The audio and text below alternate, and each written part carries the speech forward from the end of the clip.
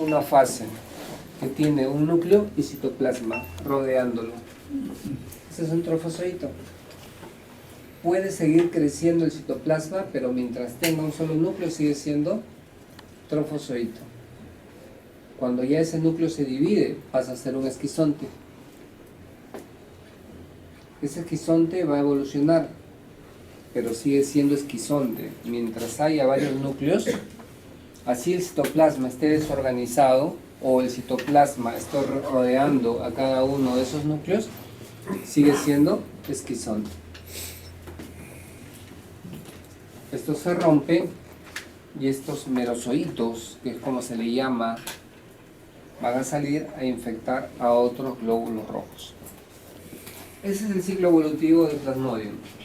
Sucede igual para todas las especies. Van a haber variaciones pequeñas, pero sucede igual para todas las especies. ¿Bien? ¿Hasta allí? ¿No hay preguntas? El reservorio final o definitivo, ¿qué sería? ¿El mosquito? No, el mosquito solo es el transmisor, es el vector. El reservorio es el hombre.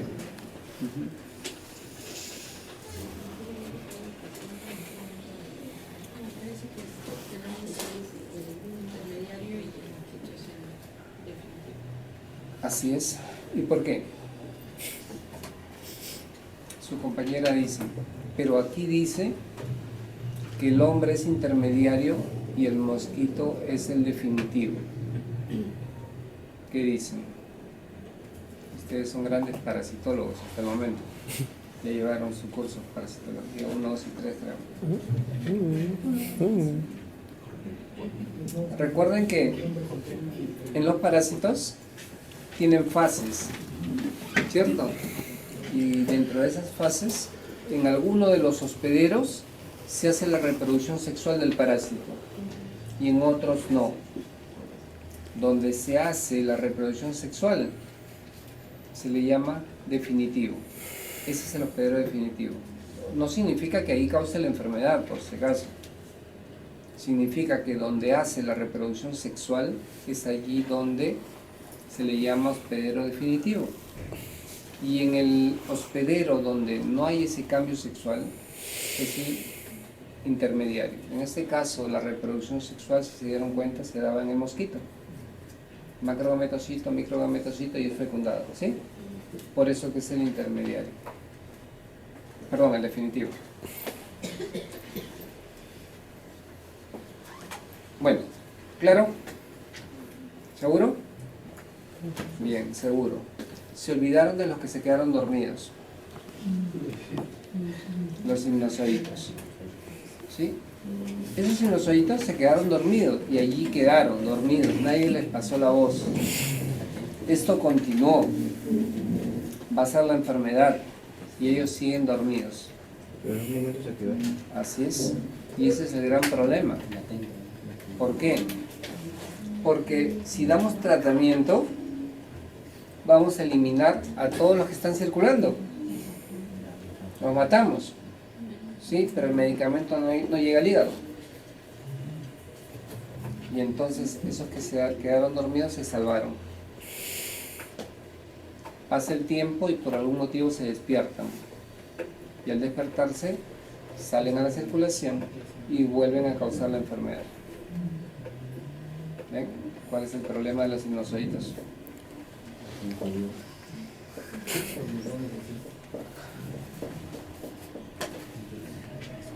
Bien.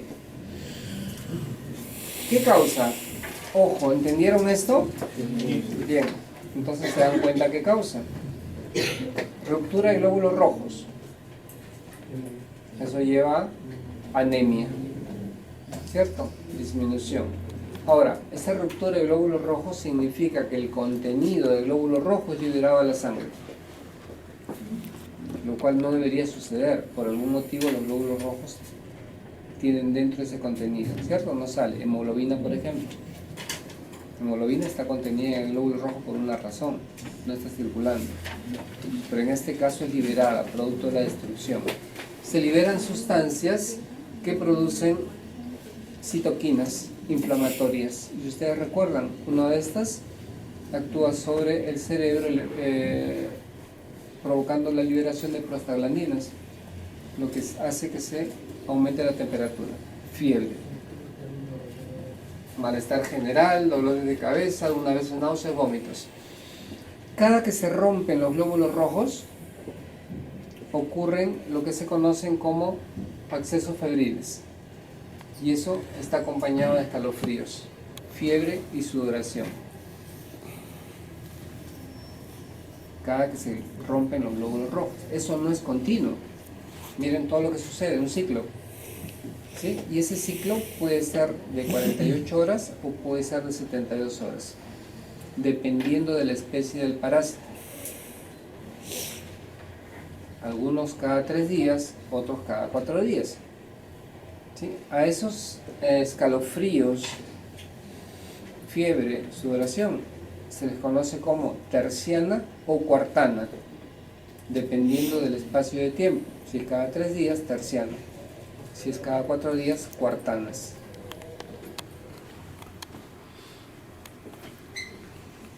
Esa destrucción de hematíes, anemia, ya lo sabemos, ¿cierto? Pero acá la anemia está provocada por 2 razones. Uno, el parásito, ya vimos que está destruyendo el glóbulo rojo.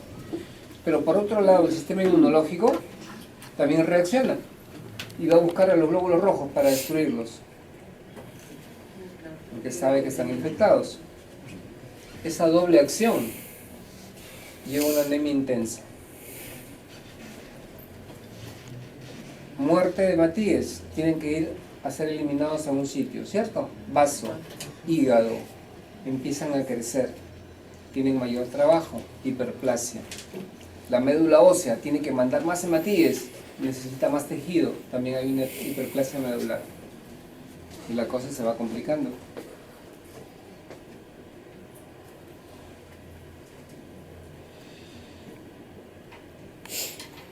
Ahora, de estas especies, la más grave se dice que es la de Plasmodium falciparum. Hay razones para ello. ¿Han visto las fases, cierto? Bien. En el caso de Plasmodium falciparum, tiene una característica muy interesante. El parásito en sí, cuando está en el glóbulo rojo, provoca unos cambios en la membrana del hematíe, lo que no ocurre con los otros. Esos cambios hacen que la membrana sea más pegajosa, de tal manera que ese glóbulo rojo se queda pegado en la pared de los vasos sanguíneos. Ahora imagínense, muchos plasmodium se van quedando pegados en la pared del vaso sanguíneo y ese vaso sanguíneo empieza a obstruirse. Y el mayor riesgo está en los vasos sanguíneos pequeñitos, sobre todo los que están en el cerebro. Se obstruyen, a eso se le va a llamar después infarto, ¿no es cierto? Muerte cerebral. ¿Ven la gravedad? Por eso se conoce que esta es la forma maligna. Plasmodium falciparum provoca la enfermedad maligna. En el caso del Vivax es el más benigno, por decir así. Provoca todo lo que hemos mencionado, pero no con las complicaciones que tiene Plasmodium falciparum. El periodo de incubación va a depender del parásito, de la especie. En el caso del Vivax y Ovale, cada 3 días. En el caso de Plasmodium falciparum y malaria, cada 4 días.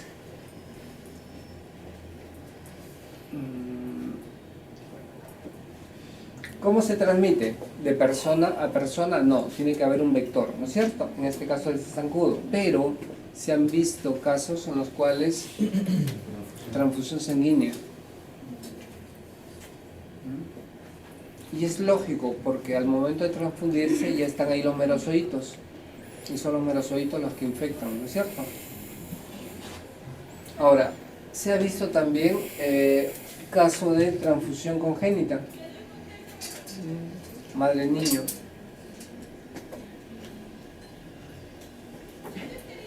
Tratamiento, los hay, para suerte nuestra, y son derivados de algo muy conocido por nosotros, el árbol de la quina, ¿no es cierto?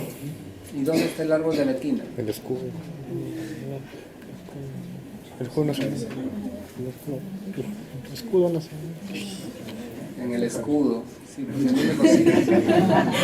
La verdad que sí, el único sitio, porque ya no tenemos árbol de la tierra. Ya todos se lo han llevado. Lamentablemente se lo han llevado y luego nos lo venden como medicamento, ¿no? No hemos sabido proteger. En cambio los chinos han sido más inteligentes. Tienen también unos productos, unas hierbas, por decir así, y lo han protegido, lo han patentado y nadie puede hacer ni siquiera estudios si es que no les paga a los chinos. En cambio que en el Perú permitimos que se lleven unos arbolitos, al pico, en eso pienso hacer. Hasta suspiro. Distribución de malaria, observen. Ah, su Perú. ¿Y Chile no? Climas tropicales, miren Chile. ¿Y Chile no? Ni la malaria los quiere. Ni la malaria. Pero casi toda América, África, Asia, Que Japón no. zonas endémicas totalmente de malaria. ¿Y Chile por qué no? Chile, ¿por qué no? Dice, Bien, profilaxis. ¿Qué hacemos para evitar la malaria? ¿A quién matamos? ¿Al hombre o al zancudo? a zancudo. El hombre. El hombre. Claro, porque si no hubiera hombre, el zancudo no se infecta, ¿no es cierto? Pero si no hubiera zancudo, tampoco se infecta el hombre. La idea es destruir al zancudo, algo complicado. El DDT se empleó en un momento, pero ahora el DDT ya no sirve para los zancudos. Es más, es muy tóxico, ya no se utiliza. ¿Mm? Y es complicado porque se está haciendo resistente a todos los insecticidas. Lo que ha empezado a utilizarse es un insecticida biológico. ¿Cómo así? Hay bacterias, como el caso de un tipo de bacillus. ¿Conocen bacillus? Que produce el anthrax. Bueno, familia de ¿no? Destruye las larvas de insectos. Entonces lo que se ha buscado ahora es esparcir la bacteria en estos lugares donde vive el zancudo para que elimine sus larvas. Una forma de poder controlar, pero es difícil realmente.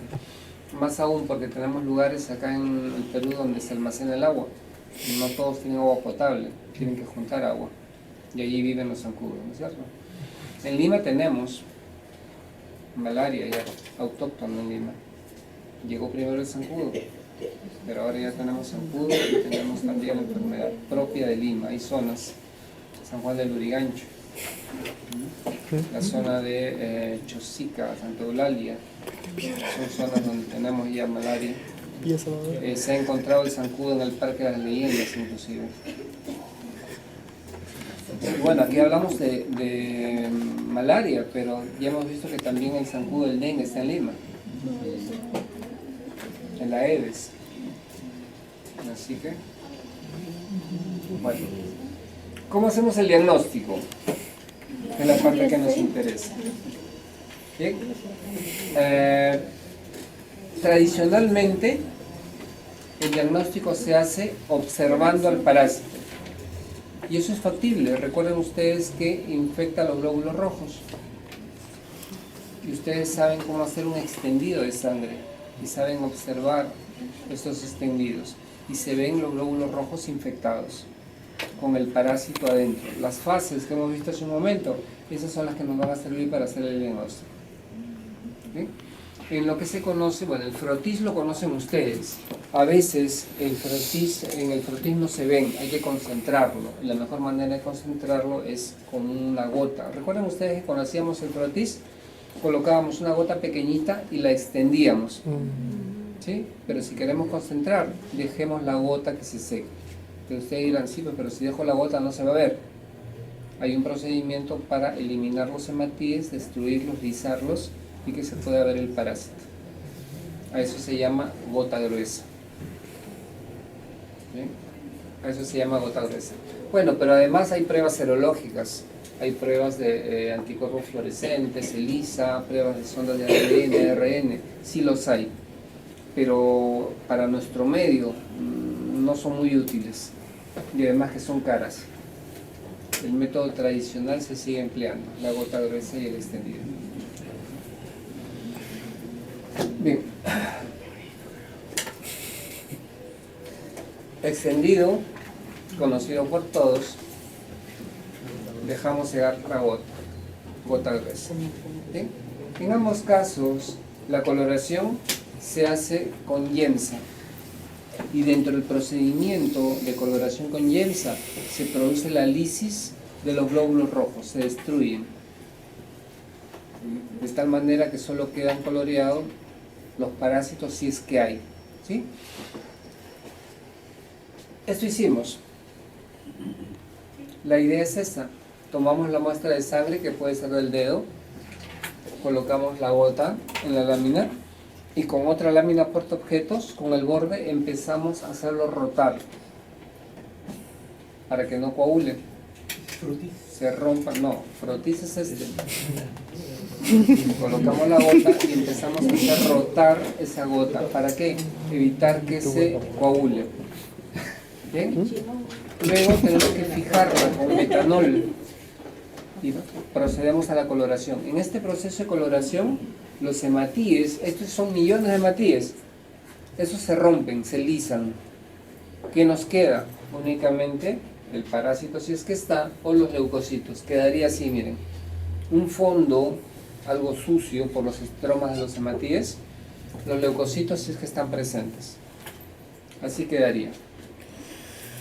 Y si es que están los parásitos, recuerden, ya no van a estar dentro de los hematíes, quedan libres. Y eso es lo que observaríamos. ¿Ven? El trofozoito, núcleo y el citoplasma. Así se vería. Claro que esto requiere un poco más de práctica. La mejor manera de observarlos, realmente más bonita y más fácil de identificarlos, es en el extendido. Esa es la mejor manera, ¿no? Pero el método de elección es este, por lo que se puede concentrar. Pero, ¿cómo se reconoce y cómo diferenciamos las especies? Que es lo importante. Primero reconocer, y para reconocer, observan todas las fases que hemos visto. Pero no solamente son las fases, hay que identificar la especie, eso es muy importante. El tratamiento, si es Vivax o si es Falciparum, difiere bastante. ¿Qué estadios teníamos? Trofozoito, esquizonte y gametocito, ¿no es cierto? Son los estadios. De estos, probablemente los más frecuentes sean el trofozoito y el esquizonte. ¿Sí? Eso es lo que hemos visto. Muy bien. ¿Cómo diferenciamos? A ver, para el caso empecemos acá. Vivax. Hablamos solo de trofozoitos. La característica de Vivax, y eso es fácil de recordar, es que deforma a los glóbulos rojos. Los deforma, los hace más grandes. Esa es la principal característica. Y el trofozoito es tal como lo mencionamos hace un momento. Núcleo y citoplasma. En este caso son trofozoitos jóvenes. Pero nuevamente la característica es que deforma al hematíe. Miren, este es un hematíe de tamaño normal y este de acá miren cómo ha crecido. Los hace más grandes. Característica de Vivax. En el caso de Plasmodium malariae, si bien es cierto, se ven igual, pero los hematíes no se deforman, miren. Inclusive se hacen un poquito más, algunos dicen un poquito más cuadraditos, no los veo cuadrados, pero no hay cambios en el tamaño. Ese es en el caso de malaria. Lo otro, que malaria no hemos encontrado en el Perú. Los casos que han habido vienen de Ecuador a veces, pero no hemos encontrado en el Perú. Lo que sí hay bastante es Vivax y Falciparum. Y en el caso de Falciparum, la característica es que el hematíe puede tener más de un trofozoito. Usualmente es uno. Recuerden que solamente ingresó un merozoito, ¿no es cierto? Y ese merozoito es el que se transforma en trofozoito. Ya en el caso de Plasmodium falciparum, la característica es que puede tener más de un trofozoito. Veamos sobre todo Vivax y Falciparum, que es lo que tenemos en el Perú. Vivax deforma, falciparum no deforma y puede tener más de un anillo. Ese es en el caso de los trofozoitos. En el caso de los gametocitos, eso sí es bastante sencillo. En el caso de Plasmodium vivax, miren, el núcleo hacia un extremo y el hematíe como toma una forma algo ovalada. Y en Falciparum, eso no lo olvidan, forma de platanitos. Así son los gametocitos. Y es la forma más sencilla de reconocer a Plasmodium falciparum, si encontramos gametocitos. Esas formas características, como platanitos.